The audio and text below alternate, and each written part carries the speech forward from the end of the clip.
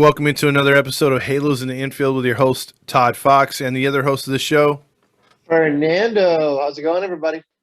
We're just checking in with you guys, the listeners, to see to let you know exactly what's the latest news in the Angels world of baseball and off and on the field. And unfortunately, we have some off the field stuff to talk about in this particular episode. Fernando, why don't we get this started and you give the headline away?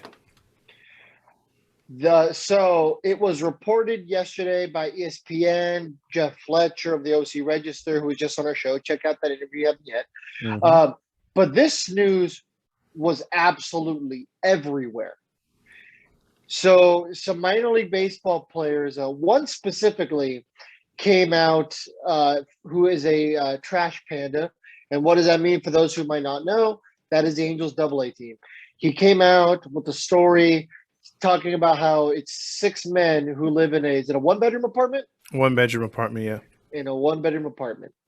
So that's essentially like what it boiled down to, but it's a much bigger issue. Like that's kind of like the headline that everyone's like kind of, pointing out. That seems to kind of be the big draw in the article. Mm-hmm. So, we're going to obviously talk about that, but we're going to dive in a lot more because I think a lot of people are exactly like Todd was, 2 months ago, and it's not, Todd's fault. It's just, you've never been exposed to this kind of stuff. And now that it's brought into the national, media,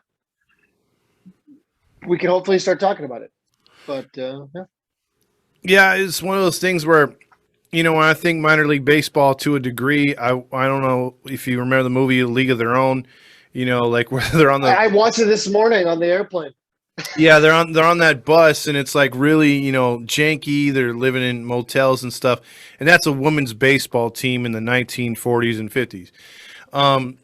But what happened was, and like you alluded to, I had no idea this was a thing. Obviously you had done your research, you had your sources, you have, major league ball players and people in big spaces in Major League Baseball. So you were aware of this, and when me and you got together with the podcast and everything, one of the first things Fernando told me was, hey, I want to really interview Ty Buttrey. I think Ty Buttrey has a lot of insight not only on baseball, his story, which if you haven't checked that out, check that out too. It's a great interview Fernando did with Buttrey, and he had his sources with Ty. Long story short, the fact that Ty talked about a lot of things that a lot of Angel fans wanted to know, but his passion was helping the minor league system and minor league players in the injustice that they face on an everyday basis, either mentally with the hardships and financially. And I didn't know about all the horror stories until it started to come to light through Buttrey's interview. Fernando kind of like catching me up to speed, and then I saw a few things here and there that came up with the Baltimore Orioles.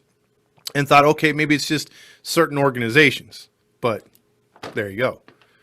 Yep. So I had a conversation with Ty, and obviously, because that was a private conversation, I won't go in too deep. But him and I just kind of both mutually agreed that in this certain situation, the Angels are the scapegoat because someone, you got to call out somebody, right? Mm-hmm. And forget the Angels have been, such a train wreck when it comes to off the field issues. Mm-hmm. That perfect alibi, right? There you go. It's the Angels. Let's blame them.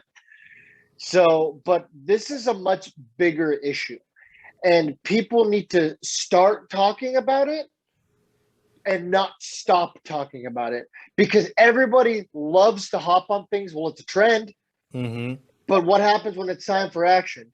We've seen this with a bunch of stuff. And we can sit here and talk about it till we're blue in the face. But I don't want to talk politics on the show. That's for a future podcast, maybe, who knows, and, other things. But as of right now, with that, like politics and stuff, there's still a bunch of other situations where people will care about something while it's hot. And that's, it's sexy to feel that way. And then people just stop caring. Mm-hmm. So, it starts with having the uncomfortable conversation. Jeff Fletcher and ESPN are already started that part. They had the unpleasant conversation. And if you want to dig deeper, there's other people besides us who have been doing that as well. I've been willing to have this conversation for the last 2 years. I just kind of find it funny that, we've been covering this for a while. I've covered this on other shows. Now we're starting to cover this on this network. And people just pick today to start caring. Yeah. It's like, the information's been out there. It's always been out there. It's just, people maybe have been naive to it, and it's not their fault. It's always been out there. I think the problem is too, you had a golden era of Angels baseball, and I'm just going to throw us back to the Angels for a minute here. You had a golden era that was doing really good, and it just seemed like after the 2014 season, things dropped off. You had all kinds of stuff going on. Yeah, you had, the Aiden Hart thing that happened. I think it was in 09, or was it 09? 09. And then, you've had tragedies here and there and stuff pop up, but it seems like it's mostly been after 14, after the last playoff run. And there's been all sorts of, inconsistencies in the organization, problems. Now there's probes into drug use and, who's to blame for that. And then, obviously, losing Skaggs. But it's sort of like, as an Angel fan, if you see this happening in New York and Baltimore, you're like, oh, man, it kind of sucks. But when it comes home and it hits home, like what happened with Skaggs and everything, then it's like, hey, we got to check on people's mental status, drug use, and things like that. Then you start to care more because, it's your team, it's your home, it's your hometown. And I think with this situation, you've been caring no matter if the player's in Florida and Japan. It's just the fact of the matter is people are getting mistreated here. And you made a great point last time we were talking. You're like, how can you treat someone that's going to make you money potentially, or, for the most part, most of these guys aren't going to make it, but there's a select few that can come through that are going to make you money. And the whole business for these billionaire owners is to make money. And so why would you treat the people that are trying to work for you, work better themselves and make you money at the same time, like pieces of garbage? Like, why would you let a person from Cuba or the Dominican Republic risk their life to get over here and leave a third world country to become, in the United States and figure, okay, I'm playing Major League Baseball, I'm going to get a fat contract, or I'm trying to work my way up, I should be taken care of. And then you're treated like a third world citizen again in a first world country. And then a first world kid that goes to college, puts his degree in the back burner, wants to chase his dream, is treated like a third world country person. It doesn't make any sense. Yeah, if there's one thing we know about Americans is that they're just, like, in some cases, obnoxiously patriotic. And, it's not their fault. It's just how we're raised, right? Like, this is the best country in the world. There's opportunity, all that. Mm-hmm. What's a kid from Cuba, like you said, who probably had to get here on a boat? Mm-hmm. They had to sneak their way into this country just for an opportunity to play something that they love so they can have a better opportunity for their family. Regardless of how people feel about immigration, I think everybody at least understands why people want to come here. And it's because of the opportunity, right? Regardless of what what your opinion is on immigration, everybody at least understands why people want to come here. And I don't think anybody's against people wanting to come to the country. We all understand, the opportunities there, especially for some of these people in those third world countries. Mm-hmm. But could you imagine, or let's paint a picture for the listeners and for you, Todd. Like, imagine that you're one of those people. You came over in a boat from Cuba. You have a family. You're trying to send money home, but you can't do that. You're getting paid $12,000 a year minimum. Mm-hmm. Or sorry, maximum. That's maximum because, that's pre-tax. Uncle Sam isn't cheap. Yeah. So you're getting paid way less, especially depending on where you are. I mean, there's some minor league cities that are, very nice cities that it's probably very expensive to live in. I mean, what about these guys in Salt Lake? Well, yeah. I mean, the thing is, like, you're using that money, say, for instance, like you said, the U.S. dollar can go far in Mexico. It can go far in Cuba and places like that. I totally get that. And if that's the way you got to do it, then that's the way you got to do it. And even if you want to save and say, hey, you know what? I got family living in the Midwest, a cheap town, trailer park, whatever. I want to help them out. You really can't. It's like Ty Buttrey said, like in his interview, when you asked him, he told you that he had a nice signing bonus to where it didn't affect him that much, but he could see where money's tight and seeing people struggle. And there shouldn't be, I mean, we're all under the assumption, at least I was, that when a player is drafted, when they're signed or brought over overseas, or if they're a prospect and they make it into single A, double A, what have you, that at least in the morning you wake up and say, okay, well, I have a meal. You know, they're putting me on a regimen. I have this, and that to do today. I haven't hit the trainer. I'm going to eat here. I'm going to eat there. I'm going to eat there, play, practice, go home, take a shower, and go to bed. Yep. And you just assume that there's some sort of schedule and everyone's taken care of. And yeah, the bus rides are the bus rides. You save money there. You don't want to fly your guys around. I get that. But I never knew it came to what it is. It's the farthest thing from the truth. Yeah. I mean, I'm blown away, especially with this article. Yeah, man, it's absolutely stunning to me. I mean, let's paint this for a second. Mm-hmm. You know, you can get paid more working at McDonald's. That's not even a joke. That's not even an exaggeration. You can get paid more greeting at a Walmart. Mm-hmm. I mean, what's like what you consider like, oh, I'm 16, my first job. It's those kind of things. Mm-hmm. You get paid more doing that. Yeah. You can go bag groceries at Ralph's. How many more baseball players who are actually talented can play if there was a decent wage? There's a lot of these guys who I bet can't afford to play because, you know what? I just had a baby. I'm only 18. I'd love to play baseball. I have the talent, but I got to go work at Ralph's bagging groceries because that's the only job I can get right now. Or a And warehouse. that's going to pay me more. Yeah. You know, it's like these owners would get a lot more talent if they would pay these players just a little bit more. I don't think anybody's sitting here saying, hey, man, these minor leaguers deserve $1 million a year. No, but they deserve minimum wage. Literally, how is it okay that in this country with the world's best opportunity, these guys are getting paid less than double the minimum wage, less than 4 times the minimum wage in some cases, depending on what state you're in? These guys aren't even getting $5 an hour. Yet minimum wage in parts of California is $15. Most of it, yeah. Exactly. If this is Texas, minimum wage $7.25. You're not that far off. Yeah. How can we not close the gap in those states? These are billionaires. There is one owner who's not a billionaire, and that's probably not going to last much longer, and that's the Rays. Yeah. And actually, I feel like the Rays owner would probably be more inclined to pay his minor leaguers because that team probably understands the value of the minor leagues.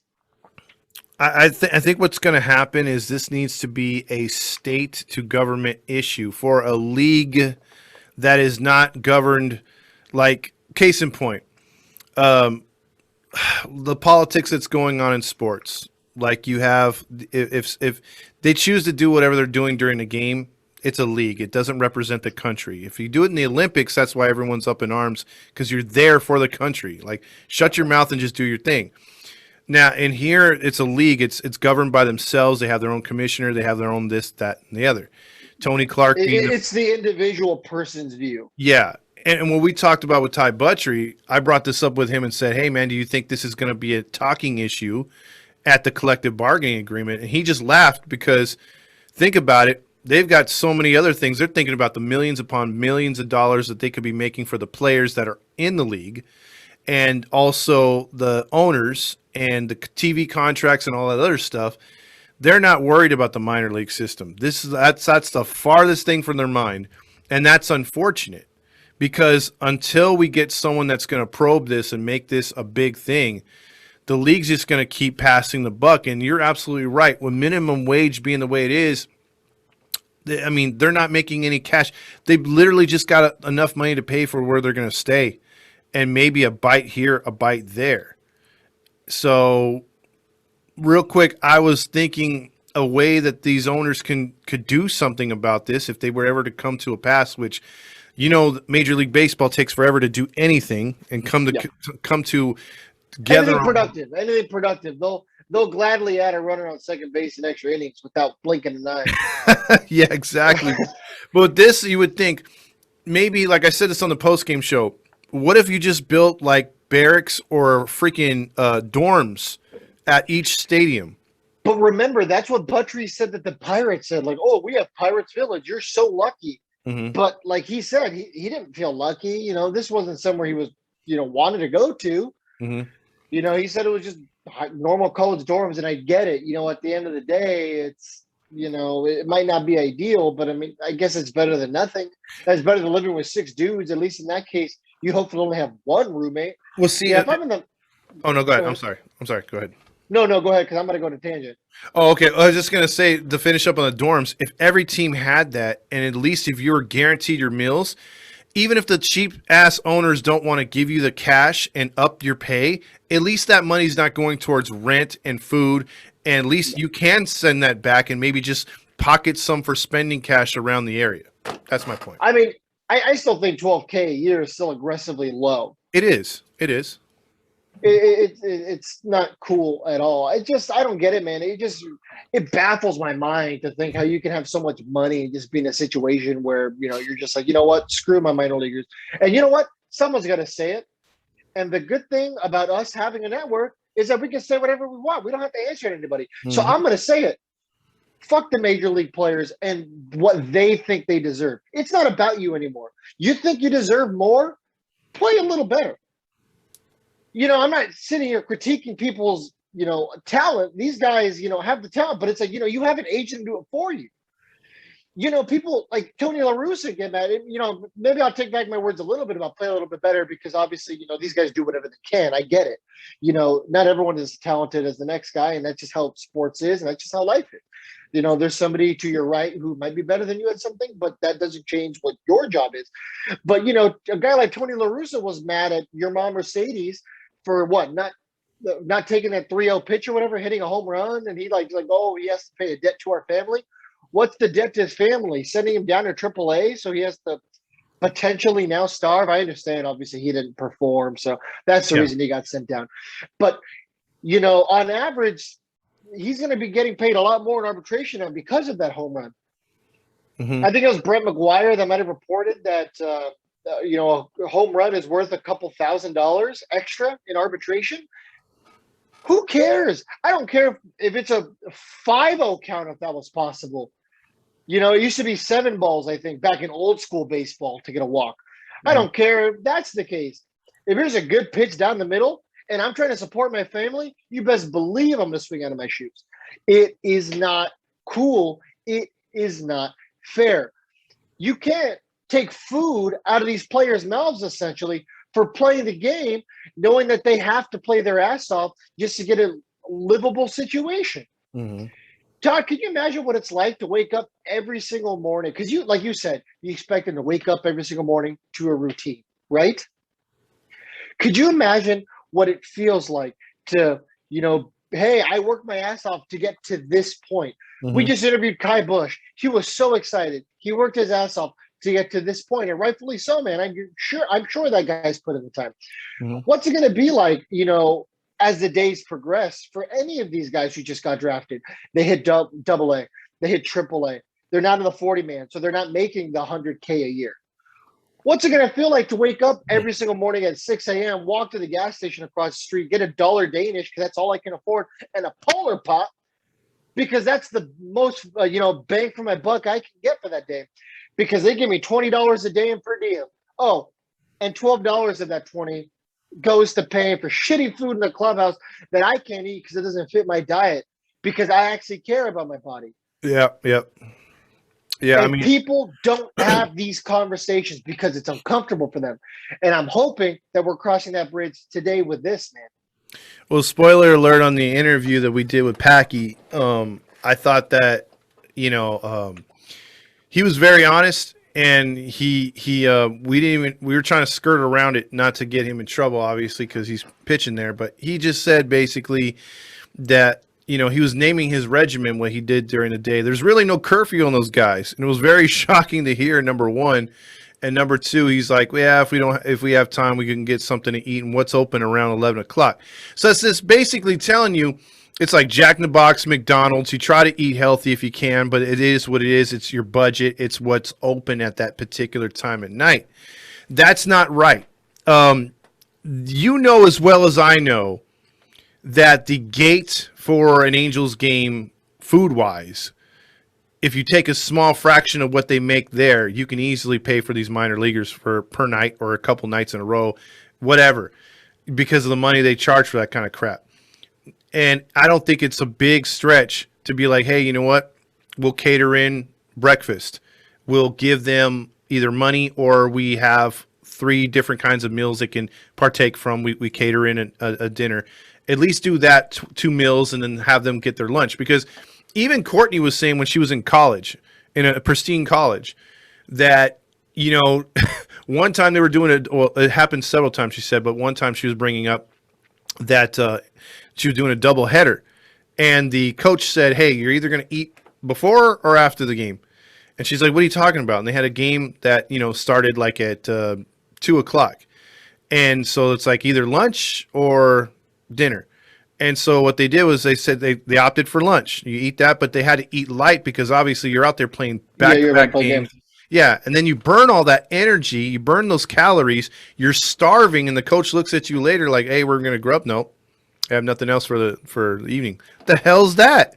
You know what I mean? And so she said she was lucky her mom dealt her some cash to get some pizza for her and her 2 roommates. So yeah. I can imagine that happens in the minors now. Yeah, but that's college. Yeah. That's college. And I mean, there's some college programs where, some women's softball teams may not be as profitable as, some minor league teams. But it doesn't change the fact that it's still basic human rights. Mm-hmm. It's like, come on, man. How do they, it's one thing if the player's opting to not eat 2 meals. That's on the player. Yeah. But they have to offer it. I don't care if this is, and that's my thing. You do like college sports. Yes, absolutely. I do not. Now maybe I'll give it a shot because now I know that the players can sell their likeness. Well, I watch college. I'll break in here. I do watch college football, softball, and baseball. I don't like basketball that much anymore, but I am with you with the likeness thing. Yes. Yeah. I prior to that, I was totally anti-college sports. I'm just like, you know what, man? My dad's a big Michigan Wolverines fan, and I'm just like, you know what, man, F Michigan.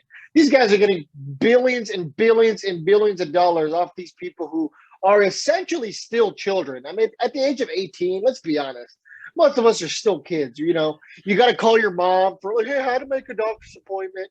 You got to call your mom for everything. So, most of these people are still kids. Well, these guys, go ahead. Oh, just Michigan alone, though. Think about this and what, your dad being a Michigan fan and everything.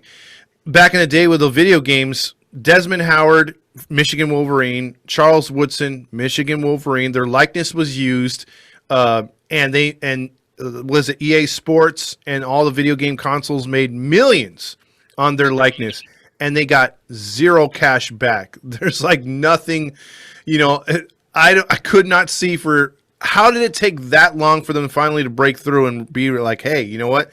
This is an issue. You know what I mean? It's just, once again, it's having the uncomfortable conversation. Nobody wants to have it and anything in life. Nobody ever wants to have the unpleasant conversation. That's the thing where I think I've always been different. I want to have the unpleasant conversation. I don't care if it doesn't affect me. The fact that it's affecting somebody else does affect me, and it's just, it's with everything in life. I mean, if it's something that you feel like somebody's not living at least a normal life that they should, it should feel a little personal. It's like, go ahead. Well, for people that haven't heard the other podcast, why don't you bring up again what the stories about the ramen and the food and stuff like that? Okay, so Andrew from the Weekly Roundup and I used to have a show 2 years ago. It was a Padres podcast, and we had Matt Antonelli, who was a first-round draft pick for the San Diego Padres in 2008. He had a signing bonus of like about 1.4, I think. It wasn't much off of what Ty got. So, but he was a first-round pick. Ty was a fourth-round pick. But different years, different money, all that. So Matt had talked to us about some of the horror stories that he witnessed. So he said that guys would get in trouble and or kicked out of hotel rooms for cooking ramen noodles inside of bathtubs because they had no other hot water. Think about that for a moment. You have to stay at a crappy motel because from what Ty told us, the hotels they stayed at were not luxurious. You would have to fill your mold-covered bathroom, clog it, fill it to the brim with water, at least enough hot boiling water that you cook ramen in. Because, I mean, if it's just normal hot water, that's going to take a long time for that ramen to cook. It's got to be boiling water. Yeah, I mean, I'm trying to picture that right now. And first off, why would you get in trouble? Number one, unless you made a real bad mess with the toppings. But two, think about all the people that have showered or in that bathtub, and you're cooking with all that. I mean, Todd, this is a motel. You're yeah, not staying at the Palms. yeah. You're staying at a motel. See, I can agree. I can kind of see this if we're like, say, for instance, we're playing in Dominican. If we're playing in a back area of Cuba, and this happens, it'd be like, well, maybe We're this. in a first world country. Yes. We are in a first world country. There is likely a Waffle House not too far from that damn place. You know what I mean? But Well, in all fairness, shout out to Waffle House. They're great. You can probably, that's the one thing you could probably afford on that budget. I don't know how they do it, man. You go there for like $8 and they'll literally give you one of everything on the menu. which is terrific for me. I miss that place. But I digress. We're not getting paid by them. but dude, I mean, I'm right Waffle there. House, sponsor us though. Yes, Waffle House. please. We're gonna try to go out there for spring training. Sponsor us, please. Pecan waffles are the best. I agreed. But for real, I mean, like when you told me that story, it blew my mind. I mean, on many levels. I mean, there is no excuse for that. It gets worse. Okay, let's hear some more. So, also in the interview, Matt says that people would have to buy frozen chicken, and you're in a motel. What motel has a freezer, right? Yep. So the players would have to put the raw chicken inside of their air conditioning unit or right on top of it to keep it as cold as possible so that they can cook it on a skillet or, those little like George Foreman grills, maybe? I don't know. Those little griddles. They'd have to cook them on that. And most of the time they're getting these griddles for like Christmas. Like that's your Christmas gift from your family. Think about that for a moment, man. I mean, I would never eat chicken that was not frozen. I'm sure you wouldn't either. Most of us wouldn't. Why? Because, we like to think like, oh, hey, I work very, very hard for my money. So I don't have to do that. But here's the thing. These kids are probably working just as hard for their money and making a lot less of it. Mm-hmm. A lot of us don't have to eat air-conditioned raw chicken and hope that we don't get sick.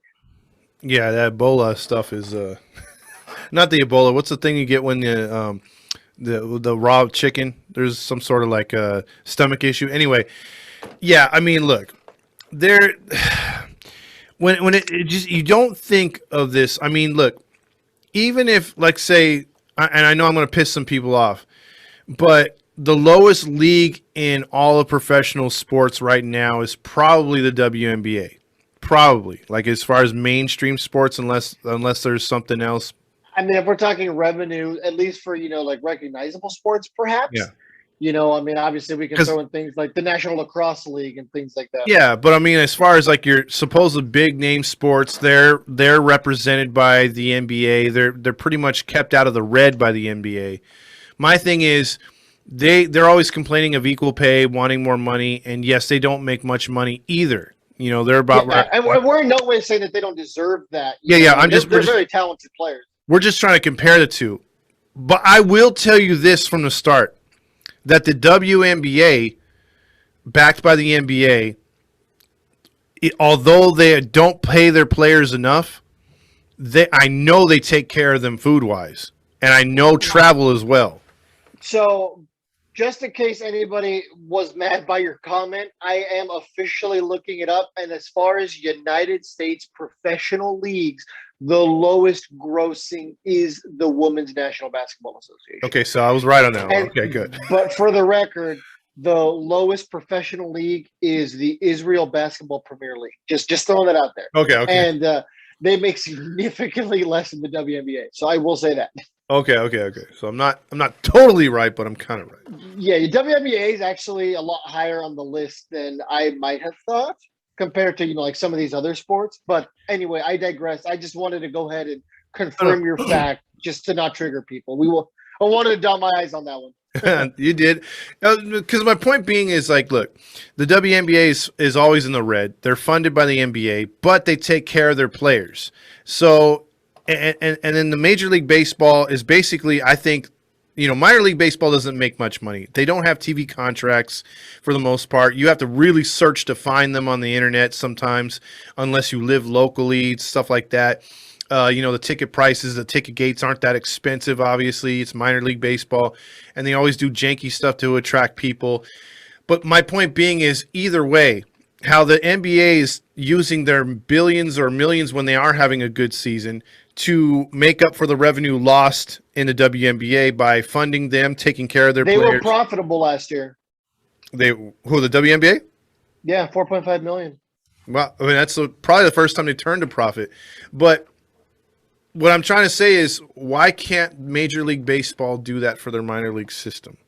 And even in a year, Fernando, where they have cut back on several franchises, making it a lot harder for people to reach their dreams. Shouldn't that tell them something, to take that excess money and put it back into the game? Well, that's what the original promise was. Rob Manfred said, we're going to cut 40 minor league teams. I and Andrew were completely against the move. Also, a guy who we've had on before, Taylor Blake Ward, a lot of Angels fans may know him, was also completely against the move. So I don't know who would have been okay with that move. But the only thing that maybe made it sound a little better was, you know what, we're going to cut these 40 teams, but we're going to go ahead and give the players a raise. So if that would have been the case, I would have been like, okay, sure, it sucks. There's a lot of these towns, including where I grew up. I grew up in Bakersfield, California. Mm-hmm. For those of you guys who don't know, that is the armpit of California. But yeah, because if you were to come and say, hey, I moved out of Blankville, Texas, and I'm moving to California. Oh, you're going to California? Where? Bakersfield. Oh, you're not really in California. Yeah. Well, the thing with Bakersfield is it is actually called the armpit of California because it's right along the mountain range. They get all the smog from LA and all the smog from San Francisco, and it just gets stuck there. Yep. So that's why they call it that. But the point is that, a lot of people in that area grew up going to Bakersfield Blaze games, but they lost their team. Mm-hmm. Lancaster just lost their team. Mm-hmm. Victorville, there's a long list. We can probably keep going. There is, 40 teams total, guys, who got cut. And the promise was, we're going to pay these guys more. And like in the Ty Butcher interview, he said that the raise for each team was roughly $100. Well, here's my thing to you guys, or to you. Would you take the MLB coming to you saying, listen, you make what, 12 grand a year max out. Let's give you, say, for instance, 20 grand instead. Is that enough for you, or do you take plan B where it would be like, hey, we'll give you lodging and food and you keep your 12 grand? Is that good enough for you, or do you think the raise in money is where it's at? Honestly, as of right now, it's about starting somewhere. I don't think you can be complacent at the moment, as long as you feel like your basic needs are being met. If the team is truly giving you a reasonable accommodation, and that doesn't mean staying in a motel, that means staying at a Holiday Inn on road trips. Not super crazy. I'm not saying these guys should be staying at the Bellagio. But what I am saying is that these guys should be in a place where they can get a good night's sleep. They don't have to worry about mold. They don't have to, find blood on the mattress. Things like that. You can actually make your you should get. Yeah, you can actually make your waffle downstairs. Yes, exactly. Funny story about that. I used to stay at a Best Western in Stockton, and I used to eat the hotel breakfast in the mornings because hey, why not? It was there. So one day I strolled down. There's a guy with the waffle fork. I swear, scratching his crotch with the waffle fork. I'm like, you know what? I'm out. I'm out. I'm like, never again. It's never happening. That's terrible, man. Now I'm gonna look at that fork next time I'm at a hotel. Like, damn, do I really want? Yeah, you're just kind of like, maybe I will wear gloves for the fork. Yeah. For the fork. Oh, maybe I should. You know what? Can I just get a new fork? I forget disinfecting it. This thing's done. I'll spray the shit out of the pan too, man. The little grill thing. God, dude, that guy was so gross. Anyway, yeah, and he's exactly the guy who thought would have been doing that too. That's why it was just kind of like the perfect storm. And I was in Stockton. I was just like, okay, all right, yeah, I'm done here. I'm going home. But so that was that story. Sorry for that. Hopefully you guys got a laugh out of that one though. But no, this whole thing, man, is crazy. I have some of the article pulled up here. I don't know if maybe you guys just kind of want to skim through it and maybe we can kind of make some commentary, Yeah, go for as it. we see fit. I'll try to cut out the filler. But it was reported by June Lee of ESPN, July 23rd. So that was yesterday at the time of recording this show. So I'll skip here. I'm going to butcher his first name, but Kyrene Lovegrove, an active pitcher for the AA Rocket City Trash Pandas, said he is living with 6 other teammates in it's a 3-bedroom apartment. My apologies. We said 1 bedroom. Sleeping on twin mattresses, with one person sleeping in the kitchen and 2 others in the living room. Nice. Let me see. I'll fast forward through this. He had some guys in the 2021 season in Low A Inland Empire retire due to living conditions for players. He said 4 teammates bunked in a camper van in a trailer park while others lived out of cars. Yeah, we heard about that in Baltimore. Exactly. Guys, 4 teammates are bunking in a camper. It's not even the fact that it's in a trailer park. Cool, whatever. Can you imagine 4 people, 4 grown men in a camper in San Bernardino? Yeah, these aren't. San Bernardino gets hot. Well, San Bernardino also, not only the hot part, but you have to worry about the people out there. There's some crazy people.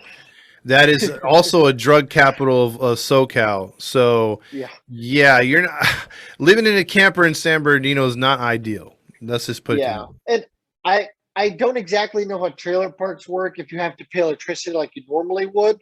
If you hook up to it, yeah. Yeah. Well, there you go.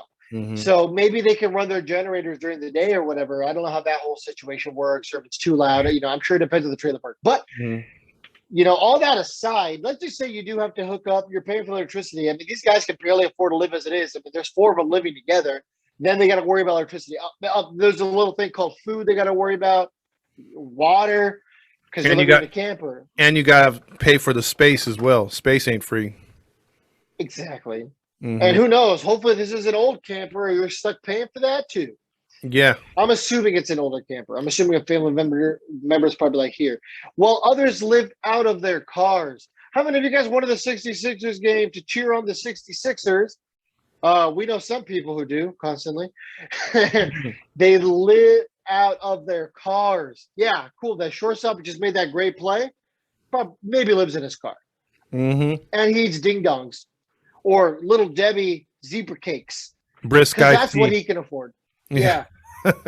No, Arizona iced tea gets $1. Oh yeah, it's 99 cents. Brisk is $1.49. My bad. It's too high. Yeah. Dude, that 50 cents makes a difference. I mean, God, if I go to the grocery store and I'm like, I don't know, man, why do I want Cocoa Puffs when I can get Cocoa Krispies Chunko Funk? For 80 cents less. I mean, I do that. And, I'm not on that much of a budget. I can only imagine what it's like to live on $12K a year. All right, let's keep going. So this is an exact quote, and this was pretty powerful. That's why I'm going to leave this one, uninterrupted. It's gone to the point now where there are guys who are in serious mental health crisis because of how stressful money is here. Could you imagine a guy who's supposedly living his dream, because that's why these guys are doing it, saying that they think their mental health is in jeopardy, and obviously there's people who are very clearly like, oh, my mental health. And, maybe they don't have as much of an issue as others who, try to cope with it because they understand the opportunity they have, but you shouldn't have to cope with it. This should be, in theory, some of the best years of your life. I've had my dream job. At the age of 21, a young Fernando got to live his dream. These kids are 18 to, 22, 23, during like the prime areas of minors in a time where they should be living their dream. Instead, they're literally living a nightmare. That doesn't sound like a dream for me. Come play. It sounds like they're having them come play at the stadium and then just be freaking transients at night. You know what I mean? Or homeless. And, it sounds like carnies. Isn't that what you expect out of a carny at a fair? Yeah, but at least they're in a gated area where, like they could sleep under the tent where the elephants are, or, stuff like that. I mean, it's just, it's mind-boggling to think that, you could be asking for a guy's autograph, like you said, a shortstop that gets a game-winning hit, he goes in his car and he's got like freaking McDonald's wrappers in it, and then he's got to clear out the back seat so he could take a nap or go to sleep.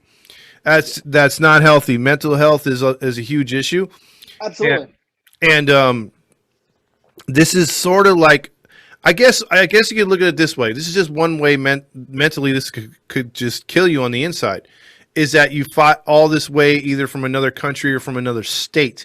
You've left your family, friends, wife, whoever you are into behind to follow your dream.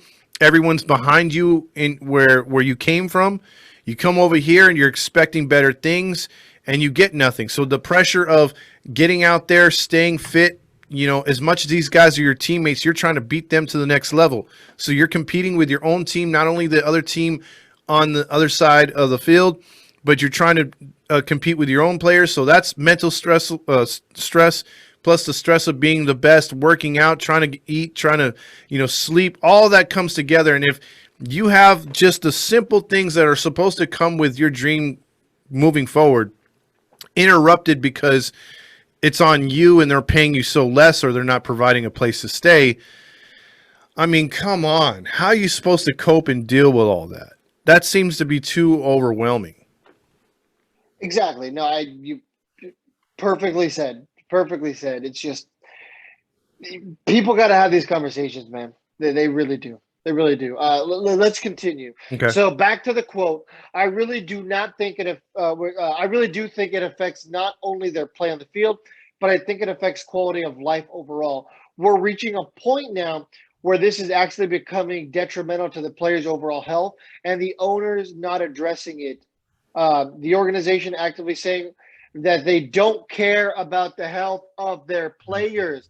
This is an exact quote. I am not paraphrasing. These are the words that he was quoted saying. I said this on the story. Arte Moreno, if there is anywhere you are hearing this, you are an absolute joke, a laughing stock. This isn't about, oh, well, you're not making the right signings. This isn't about, oh, you're wasting money on Josh Hamilton.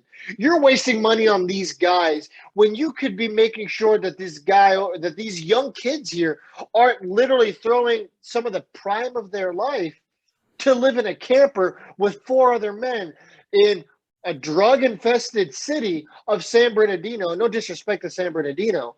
It's just, these are facts. Mm-hmm. San Bernardino certainly doesn't have some good parts of town. And I'm sure there is some good parts of town in San Bernardino.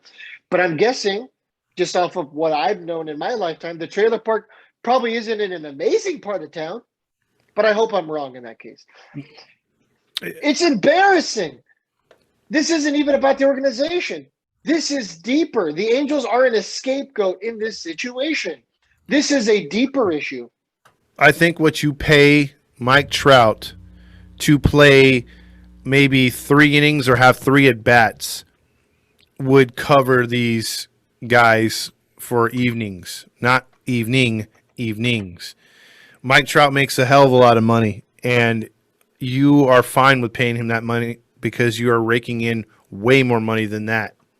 And you're fine. Mike Trout's getting paid $35.45 million this year, plus a signing bonus of $1.6 million. I've seen something where they break it down per pitch. I forget how much he makes per pitch. And so I mean, if it doesn't, there's not such a huge disparity here. Obviously the owners might fight back and say, well, no, most of these guys won't even make it to the majors. Whoa. But you still got to take care of them. They're your employees. There should be some sort of union for this, and there was never this put on the bill or on the rights. There should be something to be taken care of for these people. You're just still working for you. Exactly, and I mean another hot take. It's like, how are the normal Players Association of Major League Baseball not getting on this? Mm-hmm. It's like, what are we doing? We sit here and we care about we're probably gonna have a strike this year. Who are we kidding? Yet we're probably not gonna do anything for these minor leaguers because fuck them. That's why we weren't there before. We don't know what that's like. I think there's. That's right. Most of these guys do. Yeah, I think the problem is there's too many players that have got to that next level, forgot where they came from, and forget about who they left behind. And I think that's where the issue is too. Not enough players have the Ty Buttrey mindset of, hey, let's not, like, Ty Buttrey's the type of dude that if he's on the battlefield in a war, someone gets shot and he's in the clear, he's going to go back and grab him and try to save him. If he knows someone's wounded and he could save him, Buttrey's going back to get him. Unfortunately, there's not a lot of players like that. Once they make the next level, they're like, I'm in the safe zone later. Like I'm getting off this island. Don't worry about the guys behind me. There should be that mentality of hey man, no guy left behind. That sucks what's going on down there. I know I made it to the Phillies. I know I got my contract, but hey, I got a bunch of guys down there starving. You know what I mean? Like, speak up. More players need to take this fight. I mean, what Ty said was that he wishes he would have been more involved in the fight while he was playing. He just felt like he couldn't say anything. Mm-hmm. These players should be able to speak up about stuff like this. Mm-hmm. How come people are so against children working in sweatshops? I mean, obviously, children shouldn't be working at all in that capacity. That's not my argument at all. Yeah, children should be paid more. Just kidding. I mean, hey, kids should get paid more. They shouldn't be working at all, but if they're forced to work, they should at least get a normal, livable wage because they are employees in that case. Nike. Nike, sorry. Yeah, right. We don't have Nike apparel. No. Yeah, no. But what I'm saying is, people are against things like that because it's unfair treatment of children and unfair treatment of human beings. Mm-hmm. I don't care about the argument of, well, these are full-grown men, or, well, these guys can just get another job. How would you feel if you came up to me and you're like, hey, I need to borrow $20, and I'm like, I'll just get another job. You know what? I can legitimately look you in the eyes or any other human being and say that I don't make a crazy amount of money. I have never once said no to a donation drive in my life. I swear on everything. Whenever somebody at a store asks me, would you like to donate? Never once in my life have I said no. Not one time. Mm-hmm. Even when I have $5 left in my bank account and they ask, I always say yes. You know what? Because it could always be worse for me. Mm. That $5, you know what? I get paid in 2 days and I've got food at home. So that's what I'm saying. I'm not any better for it, but I'm saying is, I'm always willing to help any way I can. So right now, the best thing we can do right now is try to help these guys. I said it on on our story for the Halos in the Infield earlier, but I'm going to keep saying it. Right now, we're currently developing a shirt somewhere along the lines that says "I stand with minor league baseball," and all the profit. Todd and I have agreed. All the profit from that T-shirt is going to be reinvested into minor league baseball players. We don't exactly know how yet, but if we have to drive to San Bernardino myself and feed these guys, Wobble Grill or something healthier, I'm going to do that so they can finally eat a good meal. That's the kind of stuff that we want to do because we want to help these guys. I mean, I have a good meal at home. Todd, I'm sure you have a good meal at home. And if not, you have the means to go buy it. Have you not seen me gain weight? I have plenty of good food at home. Yeah, exactly. I guess that's part of the problem. We'll have to talk to your wife. Yeah, maybe I should be sending my food down there. God damn. Yeah, right. You need to start making worse food. I'm gonna tell your wife. Start making worse food. She's a good cook, I'm assuming? Yes, very good. Okay, that's part of the problem, I guess. But at least you're happy. Yeah. All right, so back to the article. Kelso said he's losing $1,000. Not crazy. I mean, we've heard that.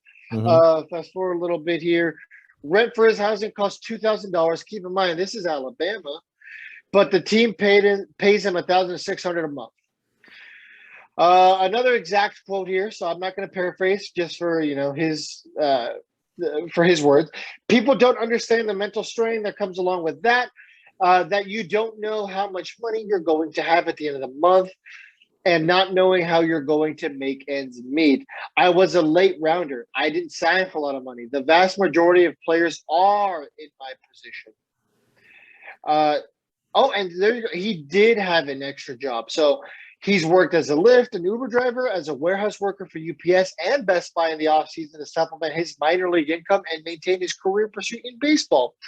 Let me see. Remains of the guys. He said he is considering ending his baseball career after 2021 because of the financial and mental health strain of life in baseball.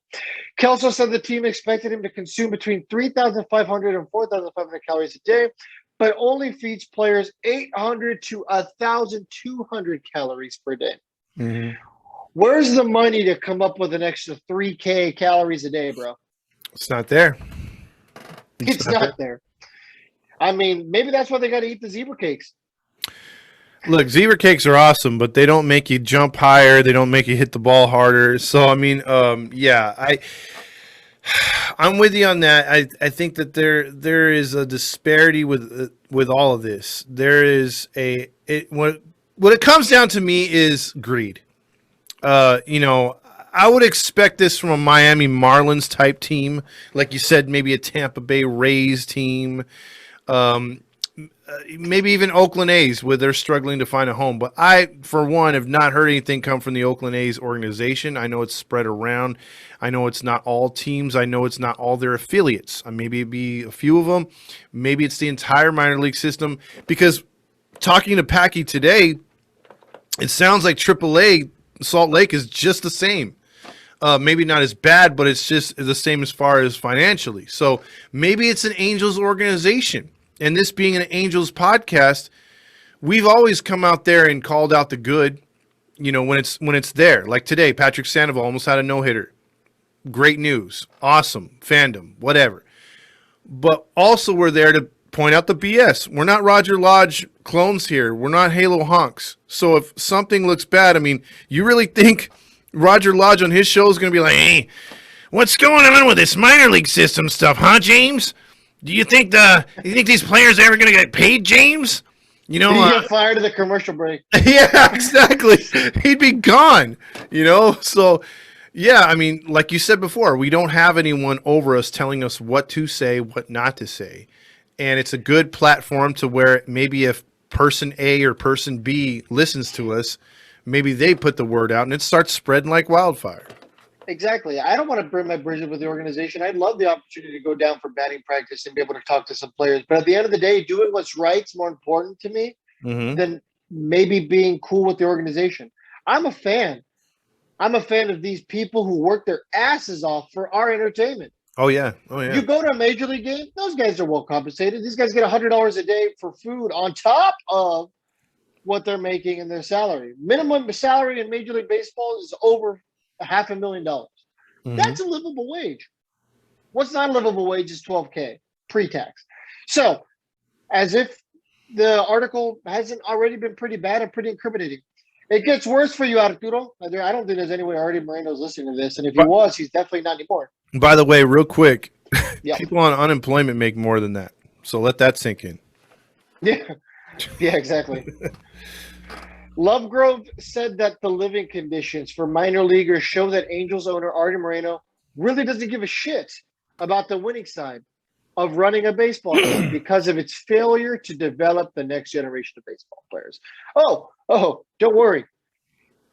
It's frustrating when you're sitting in the pen and you're hearing guys just harp about how bad the ownership is and how bad the organization is because you don't want guys to be somewhere that they are unhappy. Is Moreno completely out of touch with the reality of what it's like to be a player? Probably. His words. Can't say I disagree with them.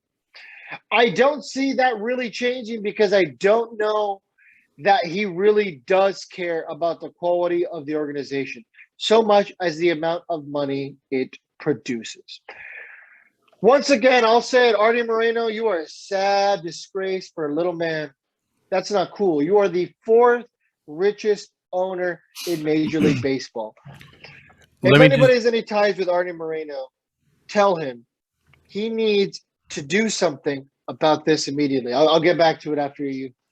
I just had a question because obviously I'm white here, okay? So, Arte Moreno's not a white guy. So I'm not going to speak on his behalf, not being Hispanic, but I'll ask you this question. And you obviously being Hispanic background and everything. Viva Mexico. There you go. And Viva America. Having Arte Moreno as an owner, a Hispanic owner in Southern California is a lot, has a big Hispanic culture. Having him being a role model, which I think a lot of fans thought he was going to be in the community, and also a saving grace to this organization and an example for other Hispanics to see, hey, you know what? We can go far.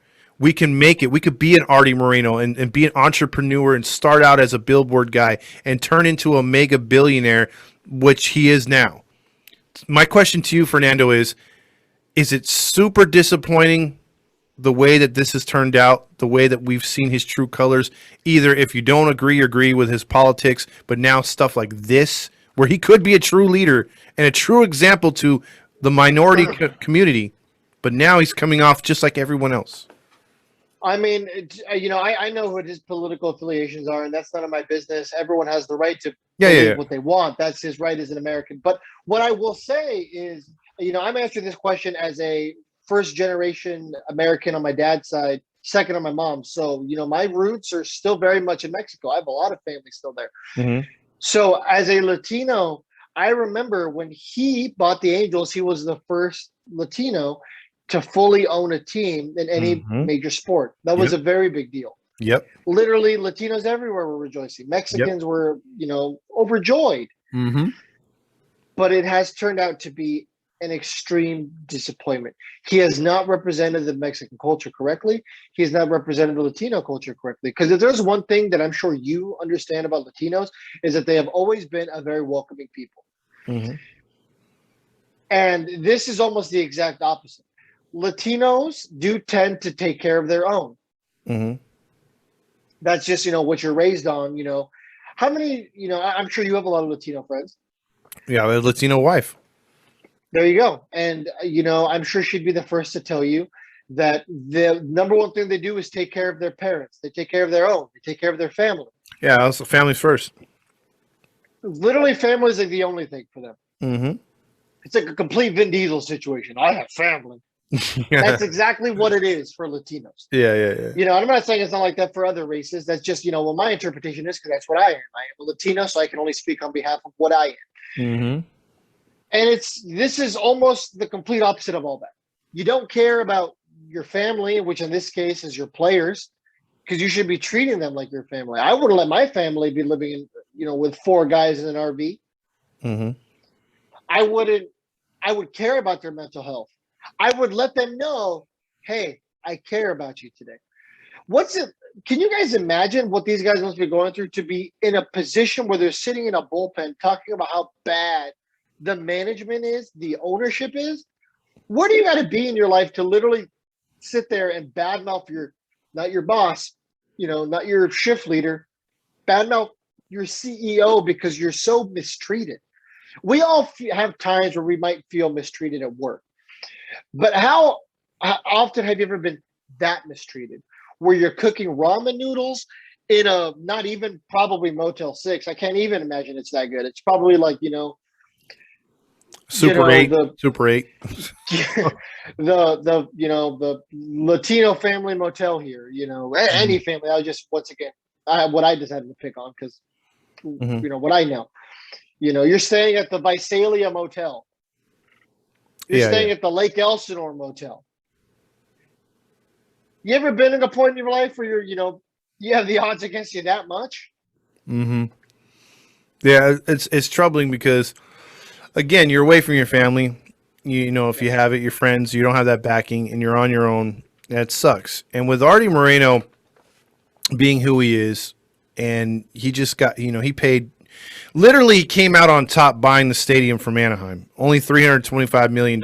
That's, almost he paid more for Trout. And then you look at, the stuff he's going to be doing, adding all that restaurants and turning the stadium into like a small little community in the future. This guy's going to be making money hand over fist. I mean, hand over fist.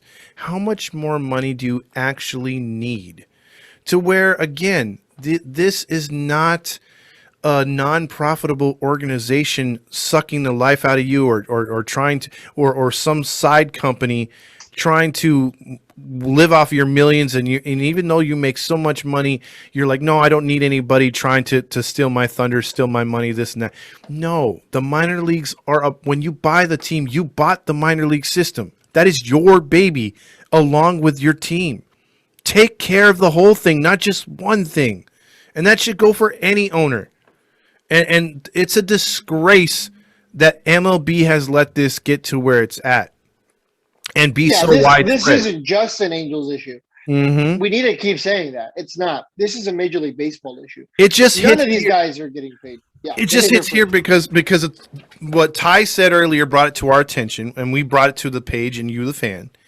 And then now it's like, it's not just like, okay, if you want to hear a certain podcast about it, here's what it is. Like, no, you get your Angel alerts, and this is what you're looking at.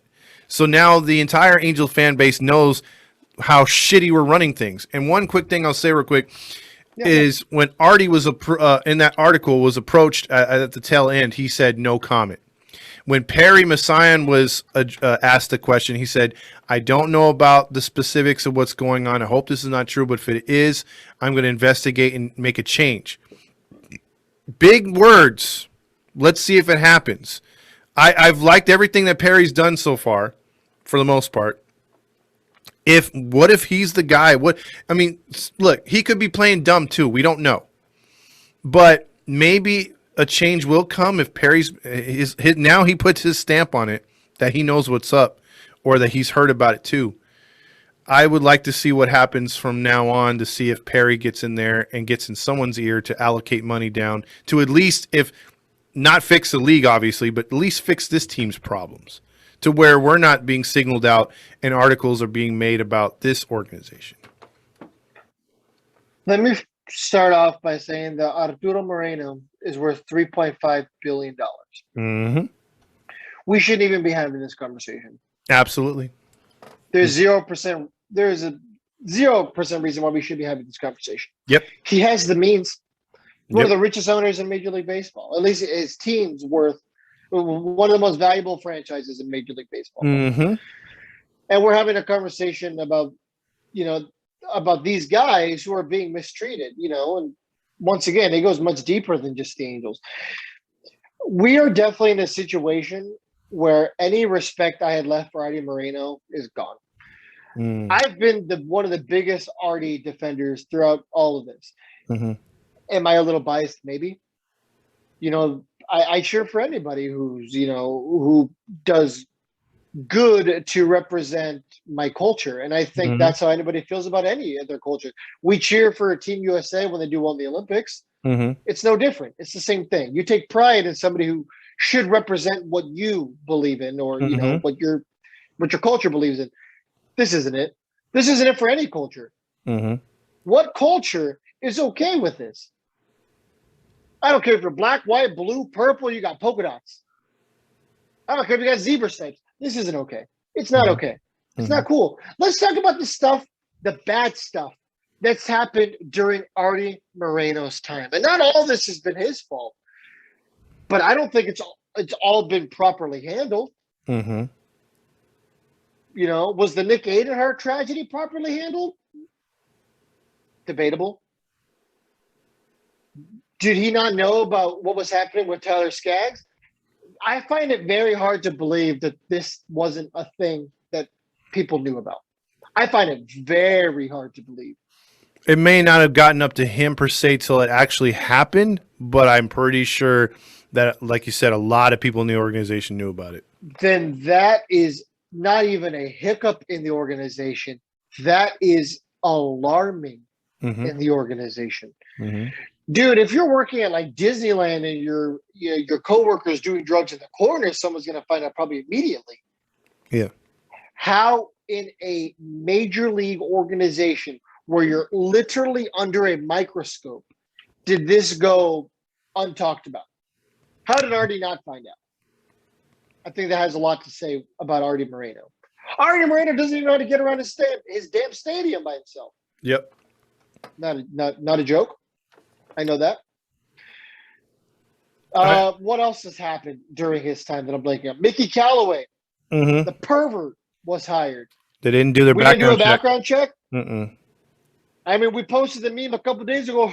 It's so funny. I mean, don't get me wrong. I got a laugh out of it. That was funny. But it shouldn't be funny. You know what I mean? How did this get under Artie's nose? Arte Moreno. It's time, my friend. Now this news is coming out. It's over, bro. I mean, at some point.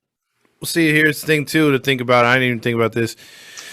You're paying your vendors at the stadium more money than you're paying the players. That Oh, should I thought that went. I thought that went. Kind of. We just kind of knew that. I mean, we talked about McDonald's employees. yeah, but I People mean, kind of assume that like McDonald's employees like the bottom of the barrel, right? I mean, air quotes.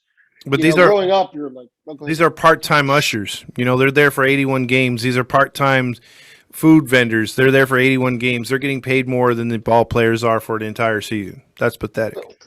So What's the minimum wage right now in Orange County? I think it's 14 something. It may be close to 15. It's supposed to be 15 by this year, I think. So Minimum wage. We're gonna find this out because I'm assuming most of those ushers are probably getting minimum wage, right? I mean, let's just assume. So it's 14 an hour.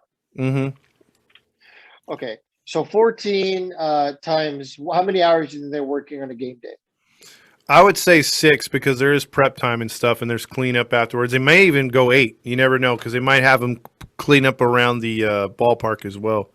So let's do 6 Mhm. to take to take a shorter number. Okay, so that's 84, and what we're gonna assume they're working. We'll say 4 days a week. That way, because some days they're off, some days they're not. I mean, that's 336. Let's just say they make 4, 8, 12, 16. Well, damn, it's almost the same thing. Never mind, they're getting paid the same as vendors. But I think they do work about 8 hours. These guys are probably working less hours. Yeah. And they have a lot less stressful job. And I mean, the guy who's got to tell you where your ticket is, your seat's over there, is a lot less stressful than, I got to dedicate my life to this. I got to, I got to feed my kids one day. Yeah, all that kind of stuff. And it gives a whole new side of the story when guys like Brandon Marsh come up, or when these guys, like, remember a couple years ago, I think his name was like Francisco Arcia or something like that, came up. He was like a career minor leaguer. He's there for like 11, 13 years, something aggressive. It makes me so much happier for those guys. Yeah, definitely. Dude, how the stories that those kind of guys should tell you, those are the guys we need to get on the show. Because those are the kind of guys that people are going to listen to. Because those are the guys who have lived it for a long time. I agree. I mean, there's too much BS in this whole thing that, again, I wasn't privy to. And now, like, I'm glad you started, shedding light on this, and we've now seen it in the news. It's just one of those things where, as a franchise, you've been rooting for this team to get better, to make it to the postseason. Again, I never thought in my lifetime the best ownership that I was under me that I witnessed would have been Disney. I thought Disney was crappy at the time, but knowing the fact of what they did with the minor league system, no one complained about back then. The league was run, or the team was run way better. It's just now I'm thinking, I thought with already buying this team that it would be like a godsend. We'd be in the postseason. He'd attract more Latino players here, Latino fans, and it would just turn into this whole thing where it would be good. And that's the thing. He doesn't even like make an effort. Like, oh, cool, we give out a sombrero once a year. Well, he did do the Mexican wrestling thing one year. That was a huge success. Oh, I didn't. Oh, the Lucha Libre mask? Yeah, Lucha Libre. That was about it. Well, there you go. But I mean, it's like he doesn't constantly embrace the culture because, I mean, this is Southern California. There's Latinos up the wazoo, which is, like he should be doing more, I feel like. I mean, he doesn't have to. Yeah, he doesn't have to pander to him, but every now and then be like, hey, you know what? Like, we should do a Cinco de Mayo night, or we should do this, or we should do that. And he really doesn't. He doesn't embrace that. And then, obviously, too, as well as I know, when the team is winning, which hasn't been in a while, they can't help but show him up in that luxury box with his wife, sipping on some Jack and Coke or some whiskey. And, he smiles and all this other stuff. Yeah, and he'll get on the radio. Yeah. Yeah, and then so he's always prevalent there, but when that team's losing, you can't find him, dude. I mean, he's more elusive than Where's Waldo. Yeah, I remember I almost tripped over him at a spring training game. He was like sitting in his seats, and he has a kind of like his little section rolled off there, like nobody can go in. I just walked right in, but I almost tripped over him. I didn't know it was him. Oh wow. He didn't say anything to me either. He just kind of kept letting me live my life, and he didn't kick me out. So, hey, whatever. It's just, I don't know, man. He's just so nonchalant and not present. It's just, Any respect I had for Arte Moreno is gone officially. It's over. It's over. Sell the damn team merchandise on our Redbubble page. We are selling those like as low as we possibly can because I want those shirts to be everywhere. It's not about making money. You guys know the money we make just goes right back in the show. But for this particular shirt, it's not about that. This shirt is about doing more to get it out there. We want everybody to have this shirt. I want to see them at the tailgate. I want to see them at games. I just want to send a message. Is a t-shirt ever going to make Arte Moreno sell the team? No, but it'll let him know that, hey, man, this stuff's not cool. We're over it. It's literally, how come we're always on the news for the wrong reason? It's never for the right reasons. Yep. You would hope that this team was making noise in the standings, and unfortunately, it just seems like you said. It's and I hate to say it, but right now losing franchises do that, and that's where we're at right now. League wise or with the team doing certain things with Perry, I think there's room to be optimistic and to be thinking that the better days are coming. But when we have an owner like this, hopefully this ESPN article will get him off his ass to spend some cash to where, again, at least if anything, we can continue the fight, but with other franchises and not have to dwell on our own. Yeah. So, we would like this to get settled now. And so hopefully this brought enough embarrassment and it continues to bring more heat towards Arturo, and maybe he can make a change. That's just my hope. I completely agree with you. I mean, one of my last thoughts on this whole thing was, you know what? The information is now out there. Once it's out on the internet, it will never be gone again. It's there. It's public. Even ESPN talked about it. So, the most credible, sports news source reported on it. Local papers like the OSU Register reported on it. So now it's been out there and it's been established. There is no way that Arte Moreno is not aware that this was a situation that has been talked about. He decided to not comment. So he's aware that it happened. The ball's in your court, Arturo. Do what's right, man. It's not about money. It really isn't. It's about treating a normal human what they deserve. And this isn't even about being preachy. My job isn't to be preachy, but our job is certainly to cover things that people need to know about. And to me, that's exactly what this is. Is it cool to know who we're trading for? Absolutely. But you can go to literally any Angels account to find out Jose Quintana got knocked around again. But not every podcast is going to cover stuff like this. Someone's got to do it. And that might be us. Why can't it be? Why not us? Oh, why not? Why not us? I forgot the damn catchphrase. My bad, dude. Why not us? That's our new catchphrase. Yes. I put it on our bio. Why not us? Someone's got to be the best Angels podcast, and someone's got to have the best Angels fans. Yep. Why not us? There you go. That is like the best saying, dude. So, hell yeah. So that's it for me, man. I said my piece. You said your piece. Let's hope for the change. And if you want to get, hear more content, obviously you've been listening through this far. If you got this far into the podcast, you can find us on all kinds of, Podbean, Anchor. We're on Spotify, going to be on iHeart, on iTunes. And then Halo's in the Infield. If you want to see the video version of this, if you're not listening on YouTube, to, yeah, YouTube is there. Got plenty of interviews. Got more to come, and we got a lot of filler stuff too for the off season. We got giveaways for the post game, and the pregame shows, and we got giveaways that we're gonna start doing again on here. So hang tight with us and tell a friend, because Halo's in the Infield is rising from the ashes and it's turning into something big. Absolutely. Like, subscribe, give us a 5-star review. We really appreciate it. You don't even have to write words. Just put 5 stars. Hell, even if it's a 2-star, I don't care, man. Just go ahead and give us a review. Let us know. If you don't like us, great. No problem. I mean, it is what it is. This podcast is for everybody. But I'll tell you what, every single person on this network is unapologetically themselves. They are an Angels fan through and through.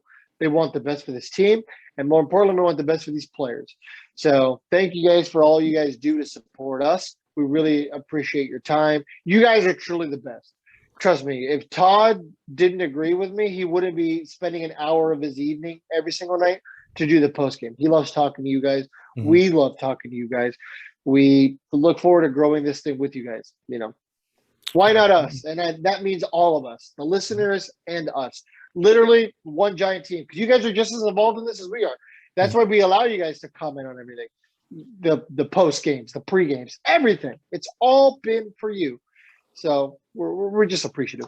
Absolutely. It's for the fans, by the fans. So, all right. So, and one last thing. Look out for, I'm going to be doing an Instagram live later this week with Ty Buttry, where we also talk about this topic. So if you guys are interested in that, be on the lookout for it. I'll try to announce it on our story, what date it'll be next week and what time, but it'll be next week.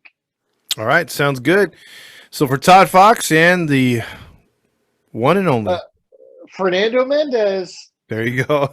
I caught you right there, huh? This has been Halos and Infield podcast. Catch us later.